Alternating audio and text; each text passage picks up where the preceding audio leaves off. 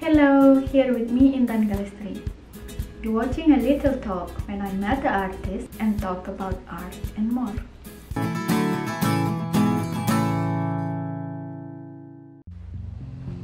Tomas Hed.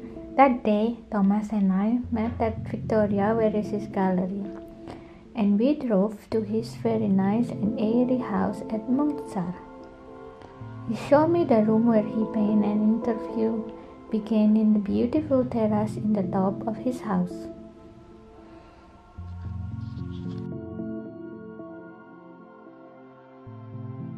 I have a very short. My name Tomas Hed. The last name is only 3 letters. They use it in the army in Sweden. Some, I don't know, 19th century or so, to easily shout the names, because before that everyone's name was Johansson and Gustafsson, and it became a bit hard apparently in the field. So my family got that name through that, and it's a bit strange and cut off. So I signed with only Tomas on my paintings, and I'm Tomas, the great artist. I've seen when I put them on a wall, they look different to each other, and it confuses myself. It's like I haven't found my style, but I assume there is something that links them together, and that's me. And all I can say when I look at them is that no one else could have done this, really. It has to be my work. So that's the common thing then, whatever it is. But it's a slightly different technique, and I don't know why. They become what they become. Maybe I will have periods or get stuck in a pattern at some point, but so far no. Every painting is a new painting. So I'm looking for something. It's more like a journey, I guess. So you think you already get your journey? I just started. Like the perfect. How do you think it's like you're looking for perfection in some ways, or like, that's a good question. Perfection, yes, in one way, not technical. It's not interesting to me at all, or to fulfill the expectations or anything like that. It's more to come more true. I think it was Matisse who said, I saw an interview with Matisse, a paper cutter, and he felt all his years when he was painting and doing his oils or whatever, he felt a bit like he was stuck in something. And when he brought out the scissors and he started to create with paper, he became free. He felt he came free and true to himself. He found his way of expressing, and maybe it's something like that. The perfection is to be true as an artist, not to do this to blend someone or to communicate something or achieve fame or whatever. I think what I want to do is to come true, so it's directly without afterthoughts, you know. And sometimes I feel I get stuck in the middle of a process with a painting, so I had to put it aside and work with something else. I'm orientated through ideas rather than aesthetics, so to say. Yes, I think I start with that, and nowadays, or maybe it has been for a long time, of course, but it's a lot of abstracts and this artist working like that. And my father was a painting like that. Maybe that's why I kind of took another turn a bit. Or is it just me as a person? I don't know. so But I always like ideas. more influence from your father, or it's No, I don't think so, funnily enough. But it was always around when I was a child.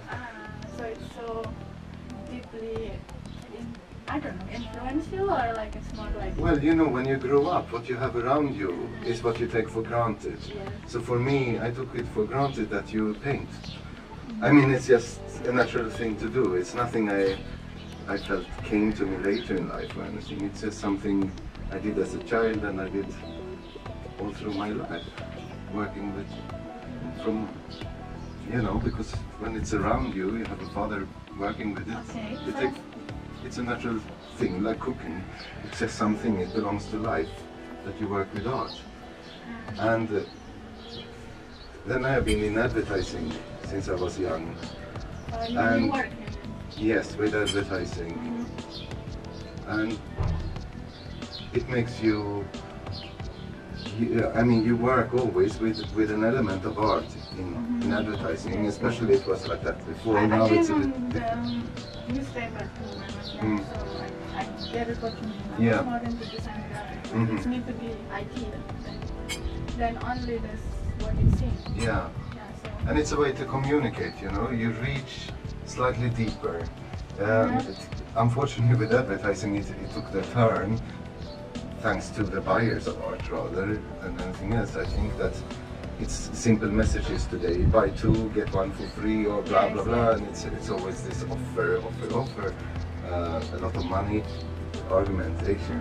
But the kind of advertising I was producing and making, especially the first 10 years, was slightly deeper. You create an image and you create you build up brands, and no, you reach deeper into people's minds, so to say. You are more of a devil, you manipulate really. And I think that training, practice, working for big companies and their products, I mean the leaders of the markets often, and how you reach people and communicate with markets often, and how you reach people and communicate with reaching unconscious layers. It's always interested me, but it also killed me, because it's painful to sell your soul like that. It's like selling your soul to the devil. And of course, when you're in this business, it's very time consuming. You work many hours. So wait, you talk about advertising, yes, it's yes. not just about the art. No, but I think it's an important part of me as an artist, because it told me a lot of how to communicate, how to express, and how it's possible, and how people react on different things, you know, like how sweet it is with a dog, and then if you kill that dog, how upsetting it is for people, etc. I mean, you learn really how you get reactions, and then it becomes a bit boring for me with just beauty as you see. My aim, I think, is to reach that point while I'm awake. So I like to work a bit fast with my ideas, then it might take a long time to fulfill it, you know, technically and so on. But I want the idea to come from some subconscious. It's not from you, like.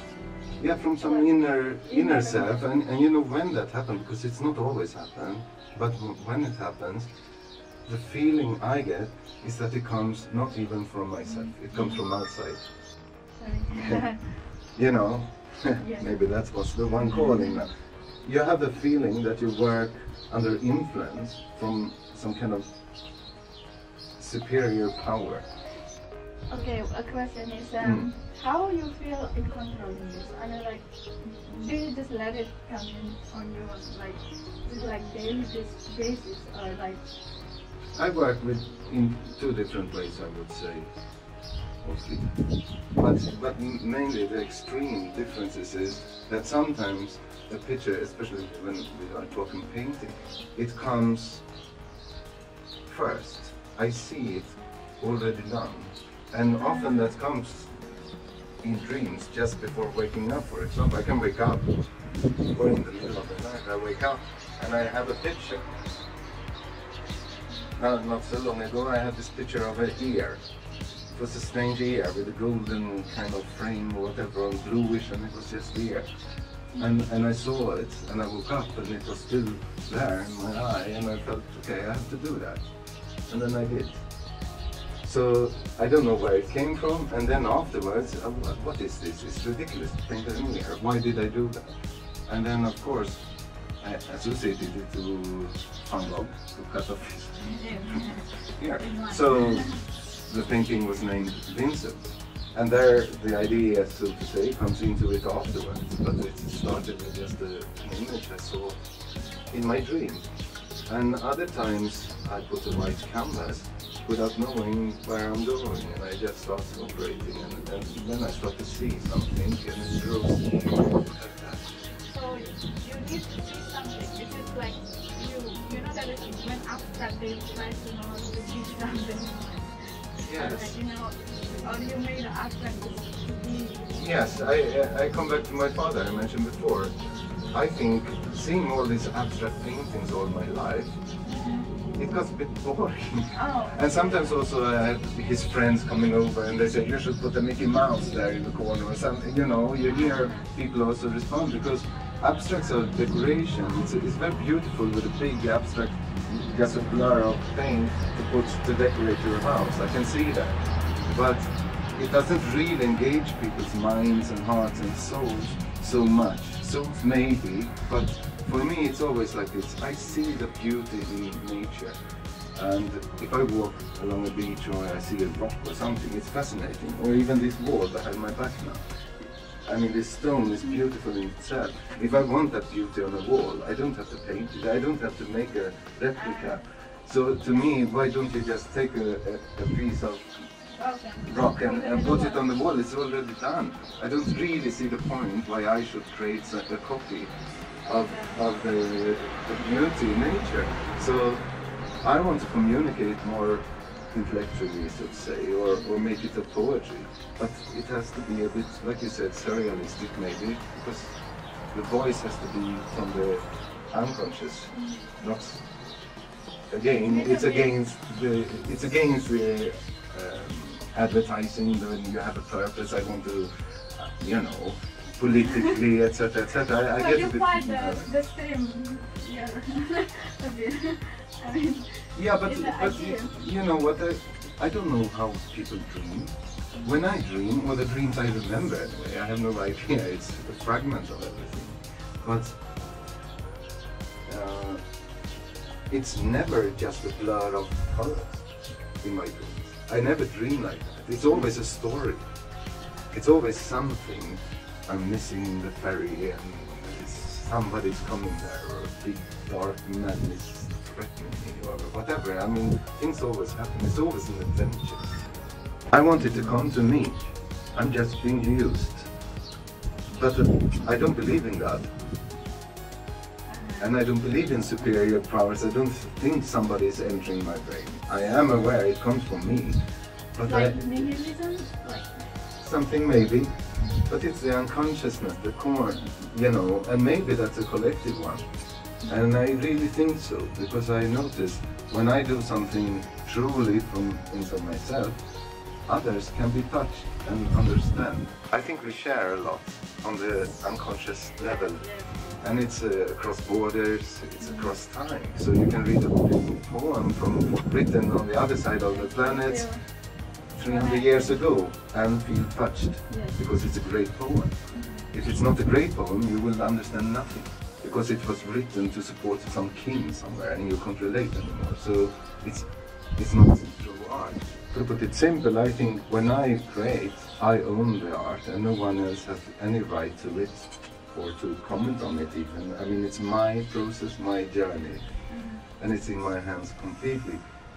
When it's done, it's not longer anymore mine. It's not mine anymore. it's public. Yes. And it's the interpretation, other people, the viewer of the painting or whatever, the one who sees it or owns it, buys it, whatever, what is important. Create, that process is mine and only mine. So the journey is yours, but the end is public. Yes, I think so. Art belongs to the world. It has to be.